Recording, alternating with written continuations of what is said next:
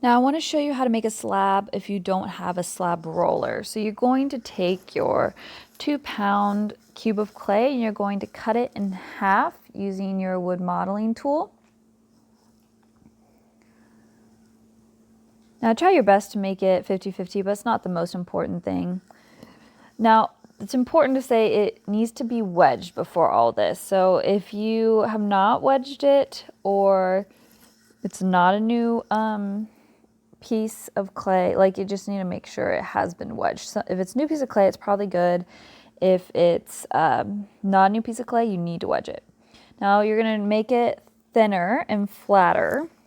That's what I'm doing. I'm using my hands because I can't do it on the table. And then you're going to get a rolling pin. If you don't have a rolling pin, you can use a flat, just glass container. Here, this is just a dressing bottle. A wine bottle works really well too. But since I have a rolling pin, I'm going to just use that. And it's really important to not press too hard and not to go off the edges. If you roll off the edges, you're going to make them really thin, and you don't want to do that. After you've done a roll of like four or 5 times, how I'm showing you here, that's when you rotate it again. And notice I'm also flipping it upside down when I'm rotating it. This is just to help make that consistent evenness all around. So be careful not to push too hard and do a little at a time. You can tell my table is shaking a little bit, but I'm doing a little at a time. Now watch, if I go down like that, that's my example of it will make it thin. So don't do that. Just stick towards the middle, and then when you rotate it, it will thin out the ends. So never go all the way to the edge on the bottom or the top when you're rolling it out. Now, you're going to do this several times, as you can tell, until you get the perfect thickness for a slab. Slab really can be in any thickness, but for this project, we want it to be 1/4. So it's getting close. Take your ruler, measure it, and you can tell it is not 1/4. So guess what? You're going back to the drawing board and starting over and rolling some more. Flip, roll. About 4 or 5 times. Maybe some 6, not too much, and then flip again. Once you feel like it has changed thickness again, measure it again. Look at that, it's 1/4. Beautiful. So now I'm checking all the edges to make sure it's a consistent slab, and it is. Now notice how wet it is and flimsy. So we're actually going to put it to the side because we want it to harden up a little bit so it holds form.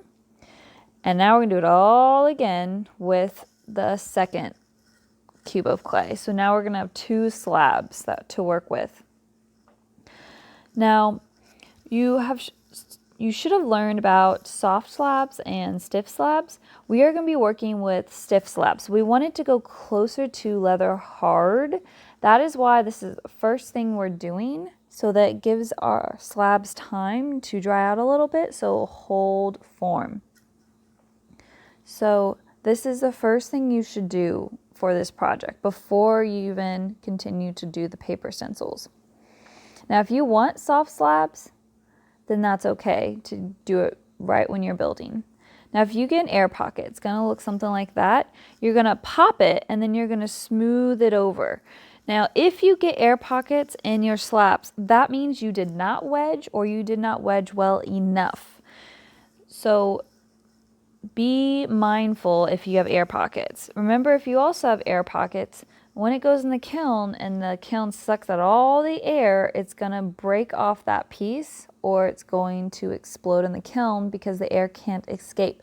So making sure to pop any air pockets is important, but really wedging it well at the beginning is important. Now I'm discovering I'm actually creating a little divot with my rolling pin. So be mindful of that. Whatever you're rolling with, you might put an impression in the clay. So that's fun fact. I was like, oh, that kept appearing. It was just an imperfection in my rolling pin. No harm, no foul. So remember, you are making each slab 1/4 of an inch thick. Now if you go a little thinner, a little thicker, try to be as close as possible. But if it's a little thinner or thicker, it's okay. But if it's too thin, then you might have an issue. Again, this is a soft slab, and we're going to let it dry. But before we do it now, we're going to smooth out our slab. So it's probably going to have some type of texture in it from the rolling pin or maybe canvas or whatever surface you're on. So this just really smooths it. Now if you're getting that look, it means you just need to clean your metal scraper with your sponge. Not with your fingers, your sponge. And then go back to smoothing it and you'll get a nice smooth slab. You're going to do this to both of your slabs. I'm going to grab my other one that's been chilling. And then you're, like I said, you're going to set them to the side. Now, if you're not going to be working on them today, then you need to wrap them up and do not spray them.